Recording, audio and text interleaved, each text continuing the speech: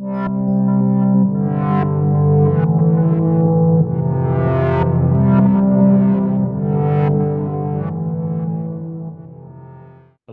I'm Bretton, one of our MCAT tutors here at Inspira Advantage, where we help students get to medical school and other professional programs. Welcome back, future doctors. Today we are delving into the exciting world of electromagnetic waves and their spectrum. As future physicians, understanding these concepts is crucial, as these waves are integral to everything from diagnostic imaging to radio communications. But in the short term, they are even more important on the ChemPhys section of the MCAT. So let's dive on into it. Beginning with, what is an electromagnetic wave, also known as an EM wave by people in the know? These are transverse waves that are made up of oscillating electric and magnetic fields. These fields are perpendicular to each other and to the direction the wave is traveling in. Wow, what a crazy concept. Luckily, it's on the screen, so you don't have to think about this too hard. It's almost as if they're kind of dancing together, moving up and down, side to side in sync while progressing forward. So in this diagram, the yellow is the electric field, which is kind of up and down, and the magnetic field is moving, like we said, perpendicularly in the Z direction, and it's all moving in the X direction. Really cool. This brings us to the electromagnetic spectrum. This is an expansive range of all possible frequencies and wavelengths for EM waves. Now imagine a vast continuum. On one end, we've got waves with small wavelengths but high energy, such as gamma rays and X-rays. On the other hand, we have waves with large wavelengths and low energies, like radio waves. In between, we find everything from ultraviolet rays and visible light to infrared and microwaves. The MCAT loves testing one of these more than others, that is the visible spectrum, which we will get to. But first, I want you to keep in mind that gamma rays and X-rays, as well as higher energy ultraviolet rays, are ionized. This means that they carry enough energy to knock electrons off atoms. This creates charged particles or ions. This ionization process is what allows us to take X-ray images, but also poses a risk by potentially damaging cells and creating harmful free radicals. Now onto that visible light spectrum I promised you. This part of the EMS spectrum that our eyes can detect lies between ultraviolet and infrared. It includes all the colors we see in a rainbow, from red to violet. In terms of wavelengths, which this is super important for the MCAT,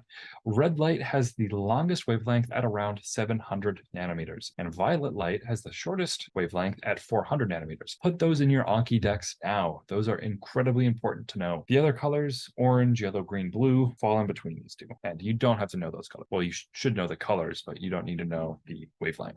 Now, let's turn our attention to something a little more ethereal, the hydrogen spectral series, which refers to the wavelengths of light associated with transition levels between the hydrogen atom. There are several series in the spectrum, each named after the scientist who discovered them, which, why do you care? Well, because for some reason, this is on the MCAT. First is the Lyman series, which falls in the ultraviolet region of the spectrum. It's associated with electronic transitions where the electron ends in the n equals 1 energy level, the Balmer series, which is in the visible region and transitions ending in the n equals 2 level, and the Paschen series, which falls in the infrared region with transitions ending in the n equals 3 level. What do these mean? Way beyond the scope of the MCAT, but nonetheless, make sure you memorize these names. To help remember these, use the acrostic Love's Beer Pong, Lyman, Balmer, Paschen. After this, it corresponds to n equals 1, 2, and 3. All these transitions can be calculated using the Rydberg formula, which is HF equals Rydberg number multiplied by 1 over n2f minus n squared I. The n's are the principal quantum numbers, and f is final after the transition, and I is the initial for the transition. I know this seems really scary. Luckily, I seriously wouldn't invest the time into trying to understand physical chemistry behind this unless you are a physical chemist, in which case, why are you taking the MCAT? But if you are, that's cool, and I commend you for that. All jokes aside, thank you so much for watching our video on the electromagnetic spectrum, and I will see you next time.